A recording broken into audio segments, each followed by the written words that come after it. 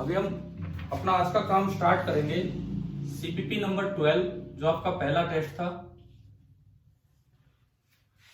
अच्छा, कल वाले टेस्ट में तो वो दिक्कत नहीं आई ना कि भाई दोबारा से री एंटर हो गए, और क्योंकि आपको रिजल्ट बाद में ही पता लगा था, आंसर्स भी सारे फिर मैंने तभी दे दिए थे। देखिए सीपीपी नंबर 12 हम ये 10-10 सवाल हैं, 13-13, इनको डिस्कस ही कर लेते हैं सभी को। क्वेश्चन नंबर 1, हाँ जी, कौन से साइंटिस्ट ने इन दोनों मैकेनिक्स को रिलेट किया था? एक्चुअली 9th क्लास एनसीईआरटी में ये, हाँ 9th class NCERT, 9th class वाली एनसीईआरटी बुक में लिखा हुआ है कि न्यूटन ने जब लॉ ऑफ ग्रेविटेशन दिया तो उस लॉ ऑफ ग्रेविटेशन ने दोनों चीजों को रिलेट कर दिया कि धरती पे सेब कैसे गिरा, वो तो एक अर्थ की बात होगी, और एक अर्थ का रिवॉल्यूशन अराउंड सन, इन दोनों चीजों को रिलेट कर दिया। ये काम करने वाले थे आइजैक न्यूटन, इन्होंने ही किया था। ठीक है, उसके बाद सुनो क्वेश्चन नंबर सेकंड देखिए। सेकंड में क्या होगा, ये एक अच्छा सवाल था। मैंने एक लेक्चर लिया था, देखो आपको कुछ लेक्चर्स दिए गए थे जो 12th क्लास के लिए थे, वो दिए गए थे। कुछ थोड़े बहुत लेक्चर्स 12th क्लास के लिए थे, वो दिए गए थे। तो उनमें से एक लेक्चर में मैंने ये बताया था, अभी दोबारा क्लियर करता हूं मैं। क्वेश्चन नंबर 2 देखिए आप, एक लॉन्ग करंट कैरिंग वायर है, एक लॉन्ग करंट कैरिंग वायर है, और इसमें करंट ऊपर की तरफ जा रहा है आई, और एक इलेक्ट्रॉन उसके पैरेलल चलने लग रहा है, एक इलेक्ट्रॉन उसके पैरेलल चलने लग रहा है। An electron is moving parallel to a long current carrying wire at an instant, किसी वक्त। If the electron is seen from a system moving with the same velocity as that of electron, एक ऐसे system में observer बैठा है कि अगर electron की स्पीड v है तो इसकी स्पीड भी v है। अगर आपने 12th वाले वीडियो लेक्चर, केवल वो जो मैंने आपको दिए थे, अगर वो देखे हो तो क्या इस तरह का टॉपिक आया था? बताओ, इस तरह की चीज डिस्कस हुई थी उनमें, है ना? तो वही मैंने यहाँ पे क्वेश्चन आपके लिए दिया था। अब मैं समझा देता हूं, देखिए किस तरह से होता है ये। अगर वैसे देखेंगे, देखिए ये करंट मान लो ऊपर जा रहा है, इस इलेक्ट्रॉन का करंट बताओ रिपेल, ये दोनों करंट एक दूसरे को रिपेल करेंगे, यानी कि ये जो इलेक्ट्रॉन है ये उधर की तरफ यू बेंड हो जाएगा, ये इलेक्ट्रॉन उधर की तरफ यू बेंड हो जाएगा अगर ये रिपेल करेंगे तो। ठीक है, अब देखो आप इसमें, इसके बाद देखिए,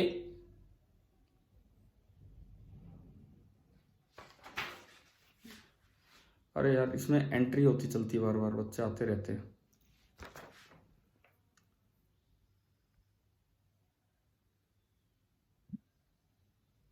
एक सेकंड,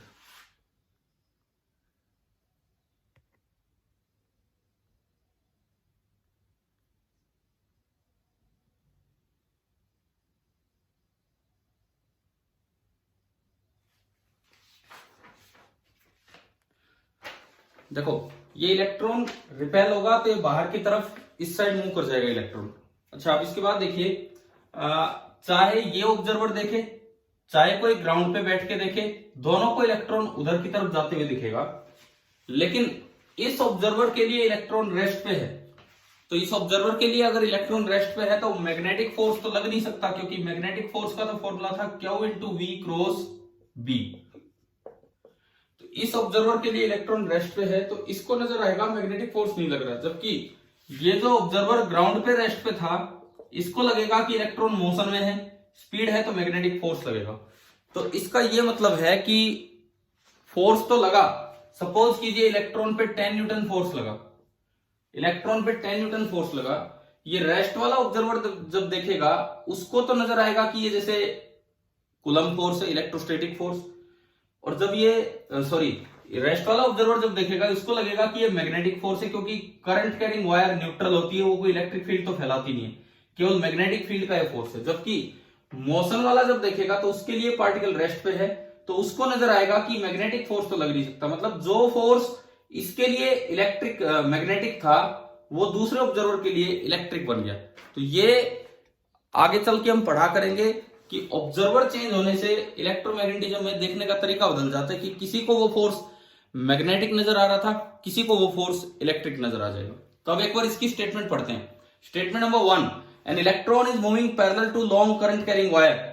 किसी वक्त if the electron is seen from a system moving with same velocity as that of the electron, उसी ने ये देख रहा है उसको, the total electromagnetic force on the electron is 0। ये स्टेटमेंट गलत है। टोटल फोर्स तो उतना ही है, लेकिन अगर लिखा होता magnetic force on the electron is 0 तो वो सही होता।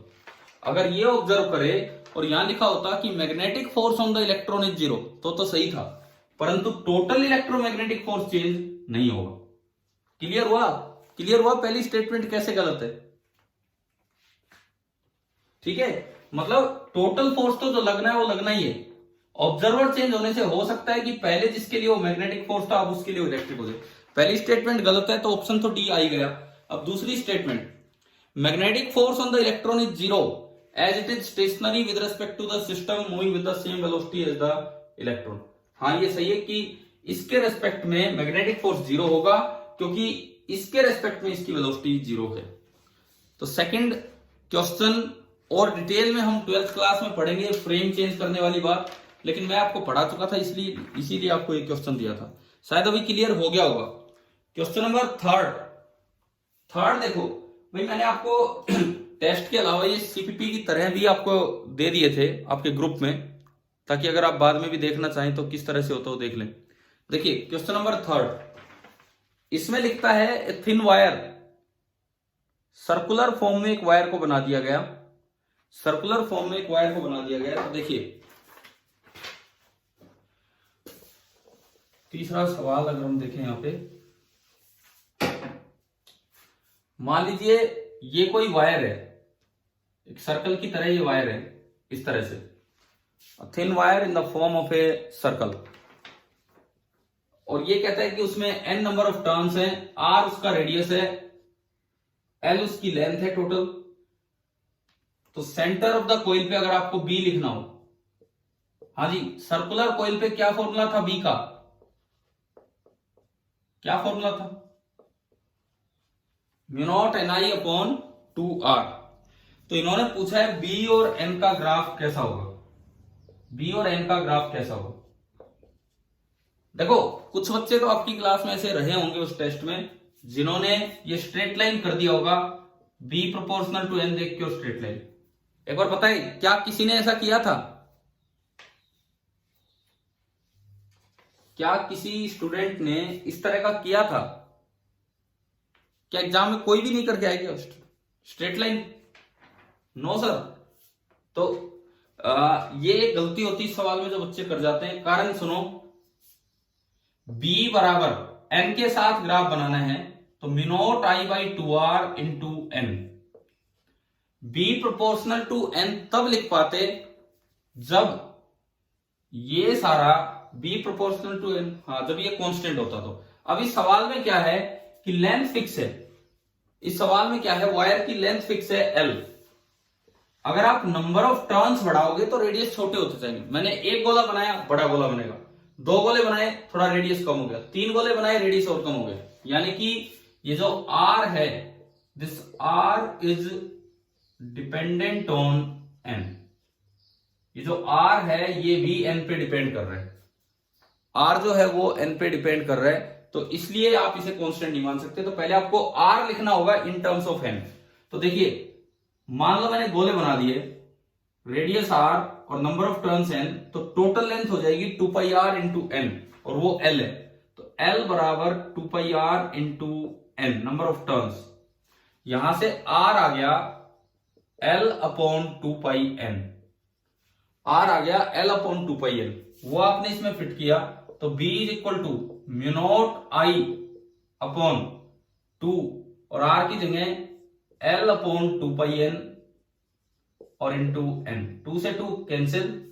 अब ये b आया mu naught pi l i, l तो नीचे, mu naught pi i upon l और इंटू बन गया n स्क्वायर।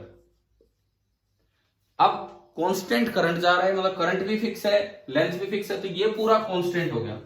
अगर ये पूरा कांस्टेंट है तो हम कह सकते हैं B is proportional to N square. अगर ये कांस्टेंट है तो हम बोल पाएंगे कि B is proportional to N square. अगर B proportional to N square है तो ये ग्राफ कैसा होगा? पैराबोला। ठीक है, किस साइड बेंड होगा ये पैराबोला? किस साइड बेंड होगा ये पैराबोला? देखो, हाँ, ये कैसे देखते हैं? n का स्क्वायर है, n का स्क्वायर होने का मतलब चाहे n पॉजिटिव हो चाहे n नेगेटिव हो, b हमेशा पॉजिटिव रहेगा। तो मतलब ये इस तरह का, इस शेप का आना था, तो इधर तो कुछ हो नहीं सकता है, तो ये एक ऐसा पैराबोला बन जाएगा। क्लियर ना? आ गया समझ में शायद ये क्वेश्चन नंबर 3। ठीक है, मैं अभी पूछता हूं, क्या कोई बच्चा ऐसा था, एक बार हाँ तो भरो अगर थे तो, जिन्होंने ये डायरेक्टली प्रोपोर्शनल टू एन मानते हुए स्ट्रेट लाइन को टिक किया था?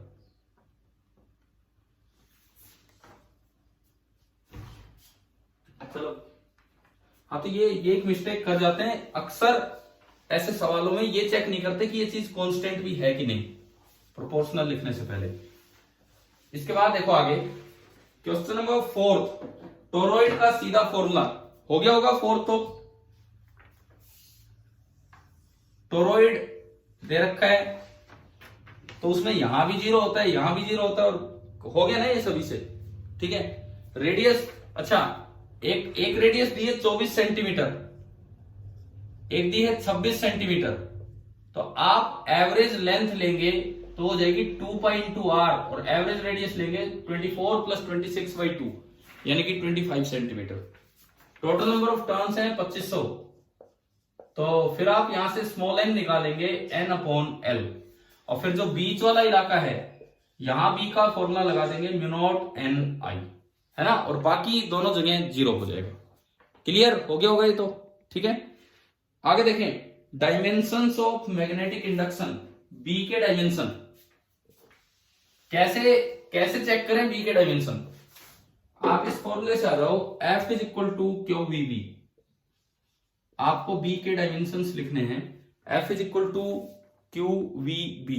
इस फॉर्मूले से आप चेक कीजिए। देखो, क्वेश्चन नंबर 5 की मैं बात कर रहा हूं, F is equal to Q into V into B, तो यहां से मुझे B, ये आपको पता है कि मैग्नेटिक इंडक्शन का मतलब B ही होता है। क्लियर है कि नहीं ये चीज? हाँ जी, मैग्नेटिक फील्ड को ही मैग्नेटिक इंडक्शन बोलते हैं, बताया होगा मैंने। तो B is equal to F/QV। अब सबके डायमेंशन लिखते हैं। फोर्स का होता है mlt-2, वेलोसिटी का होता है lt-1, और चार्ज का होता है एम्पियर इंटू टाइम। चार्ज का A into T, ampere into time. इन सबको इकट्ठा करेंगे, L से L गया, नीचे T से T भी गया, तो ये ओनली क्या बचा? m1t-2 a-1। ये आपका मैग्नेटिक इंडक्शन का डायमेंशंस आ गए। क्लियर? 5वां भी हो गया। 6 देखिए, question number 6, flat circular coil है, n टर्न्स है, फ्लैट सर्कुलर कोइल है और n टर्न्स है, तो एक टर्न का मैग्नेटिक, ये मीना वाला फॉर्मूला लग जाएगा यहां पे जो हमने पढ़ा था ना, ये फॉर्मूला, तो वही लगाना है। करंट है I, नंबर ऑफ टर्न्स दिए हैं n, ये टोटल नंबर ऑफ टर्न्स है ना कि number of turns per unit length, इस तरह का कुछ नहीं है। नंबर ऑफ टर्न्स आपको दिए हैं n, और अगर आप एरिया देखें तो इसका एरिया है πr²। तो ये आपका पहला ही ऑप्शन है, फर्स्ट ऑप्शन ही है जिसमें ये आ गया। इसके बाद क्वेश्चन नंबर 7। अच्छा 7 सुनो, ये अच्छे सवाल है जो आते हैं इस तरह के। क्या आपने 12th वाले वीडियो में, 12th वाला वीडियो जो आपके लिए दिया था 1 घंटे का, उसमें ये कंपैरिजन वाला वीडियो अटेंड किया था? कंपैरिजन वाला लेक्चर बताओ आता है कि नहीं आता है? प्रोटॉन, न्यूट्रॉन, ट्रिटॉन, मैंने उसमें अल्फा पार्टिकल भी लिया था, लिथियम 3 पॉजिटिव भी लिया था। ठीक है, तो उसमें मैंने एक बार तो सेम स्पीड से एंट्री दी थी, एक बार सेम मोमेंटम से, एक बार सेम काइनेटिक एनर्जी से। आते रहते हैं इस तरह के सवाल। ये कंपैरिजन प्रोटॉन, न्यूट्रॉन, ट्रिटॉन तो ये क्वेश्चन अगर किसी से ना हुआ हो तो वो वाली क्लास अटेंड कर ले, वो लेक्चर वीडियो लेक्चर अब भी होगा उस प्लेलिस्ट में जहां कंपैरिजन होगा इनका, तो वो वाली क्लास अटेंड कर ले, उससे क्लियर हो जाएगा कि किस तरह से था। या बताऊं अभी हो गया ये 7th। देखो प्रोटॉन न्यूट्रॉन ट्रिटोन, इस पे मास होता है 1 AMU, इसका मास होता है 2 AMU, इसका मास होता है 3 AMU। चार्ज या आइसोटोप है तो तीनों पे E होता है। अगर सेम काइनेटिक एनर्जी से एंट्री ली है तो आप रेडियस का फॉर्मूला यूज करेंगे √2mk/cube। मैं फिर ये कहूंगा वो लेक्चर अटेंड कर लेना जिससे सवाल ना हुआ हो। क्वेश्चन नंबर 8, ये 7th किस किस से सही हो गया था, एक बार वैसे ही जिनसे हुआ हो यस सर ही बोल दें।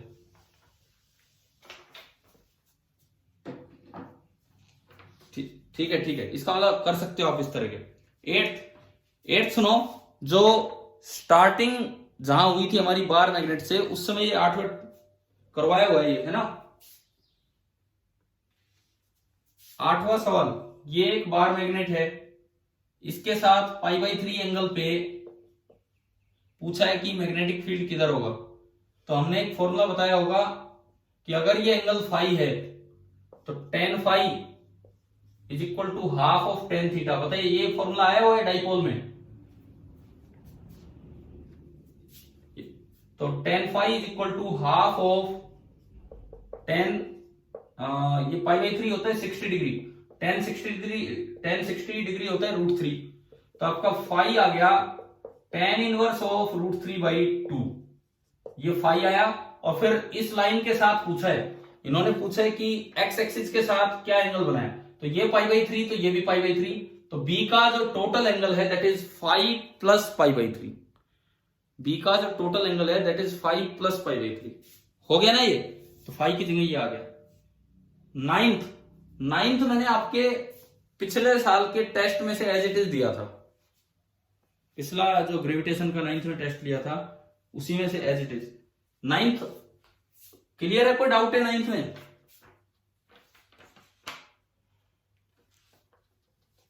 10th भी मैंने उसी टेस्ट में से दिया था लेकिन थोड़ा चेंज कर दिया था और सी ऑप्शन को सही बना दिया था कि G is maximum at the surface.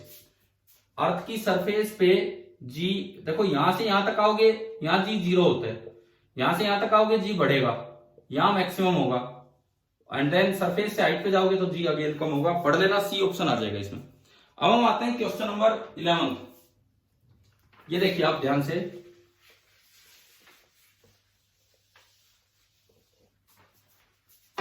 Question number 11 देखते हैं। एक अच्छा सवाल है, शायद इसमें डाउट भी है बच्चों को, देख लीजिए। To calculate the value of g on earth, pendulum use किया और उसका टाइम पीरियड होता है 2π√L/g। तो यहां से मुझे जी कैलकुलेट करना है। देखो जी निकालने का तरीका हमने ये सीखा भी था पहले, तो ये जी बराबर, दोनों साइड आप स्क्वायर कर लो, t² बराबर 4π² इंटू L/g, और यहां से जी आ गया 4π² तो एक कांस्टेंट है, L की पावर 1/t²।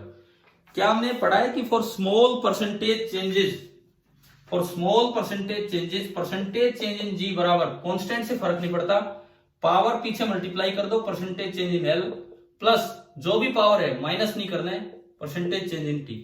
क्या ये चीज सीखी है क्या पीछे कभी? हाँ जी बताओ, ये फॉर्मूला यूज करना आता है कि नहीं? परसेंटेज चेंज वाला रेजिस्टेंस में भी यूज हो जाते हैं, रॉयल बाई में। चलो कुछ बच्चे नो सर भी बोल रहे हैं। किसने बोला नो सर? अभी एक ने बोला तो था, मैं समझा देता हूं फिर।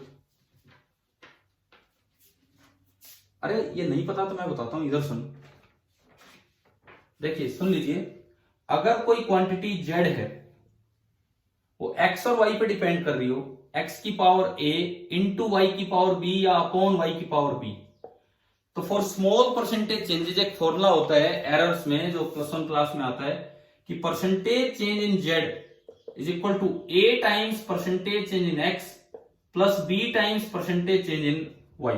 ये एक फॉर्मूला होता है, तो यही हम यहां लगा रहे हैं। अब आप क्वेश्चन में देख के बताओ, परसेंटेज चेंज इन लेंथ वो तो दी थी 1%, तो 1 into 1% plus 2 times percentage change in time 0.5, तो ये हो गया 1 प्लस 1 2%।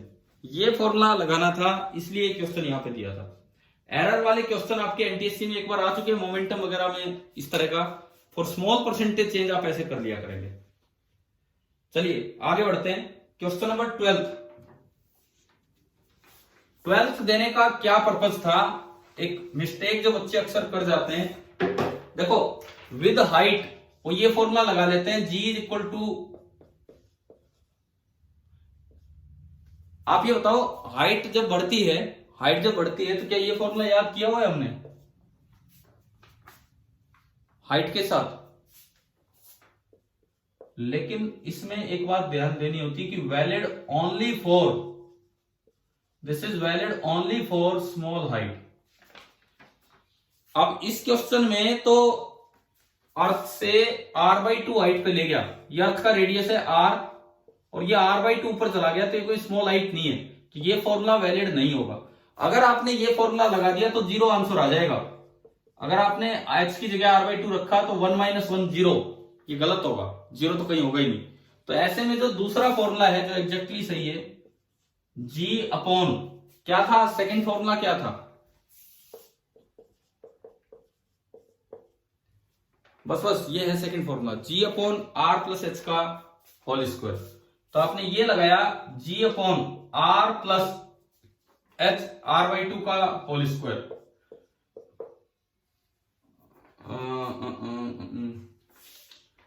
ये फॉर्मूला ऐसे था, सॉरी, 1 प्लस h/r का होल स्क्वायर। अब आपने h/r यहां से निकाला 1/2, h/r 1/2 इसमें पुट किया तो 1 प्लस 1/2 इज 3/2, 3/2 का होल स्क्वायर मतलब 4/9g हो गया। जितने टाइम्स g होता है उतने टाइम्स वेट होता है, तो असल में वेट आ जाएगा 4w/9। 12th क्वेश्चन आ गया समझ में? क्या मैं फिर पूछता हूं, क्या किसी बच्चे ने इसमें 0 मार्क किया था किसी स्टूडेंट ने इस क्वेश्चन में? हाँ, तो ये ध्यान रखना, ये गलती मत कर देना, ठीक है। 13th Kepler second law. भाई आप याद करो, जो हमारे 9th के अंतिम दिन जब चल रहे थे, तो हमने एनसीईआरटी के जो बच्चा कोई कॉन्सेप्ट लाता था, हम उसी को पूरी क्लास में डिस्कस कर रहे थे। तो आपने वो नोट्स भी बनाए होंगे अपनी कॉपी में, और उसमें एनसीईआरटी पे एक पेज है जिसमें एक ही पेज पे एक साइड आधा हिस्सा न्यूटन को दिया है और आधा हिस्सा केपलर को दिया है। वहां केपलर के 3 लॉज हैं, जो ये था कि केपलर ने जब अपनी थ्योरी दी, वहां लिखा हुआ है, केपलर ने जब अपनी थ्योरी दी तो उसके पास रीजन नहीं था कि इसका कारण क्या है, उसके पास केवल डाटा था। न्यूटन ने उन सभी चीजों को एक्सप्लेन किया। तो मैंने आपको ढंग से करवा रखा है। पहला ऑर्बिट बताओ, पहला लॉ ऑफ ऑर्बिट क्या था? जल्दी जल्दी बोलिए, टाइम हो जाएगा नहीं तो। लॉ ऑफ ऑर्बिट क्या था? पहला बात ये थी कि ये जो ऑर्बिट है ये इलिप्टिकल होगा, सर्कुलर नहीं है, ये इलिप्टिकल है। अब ऑर्बिट इलिप्टिकल है कि पैराबोलिक है कि हाइपरबोलिक है कि सर्कुलर है, वो डिपेंड करता है फोर्स की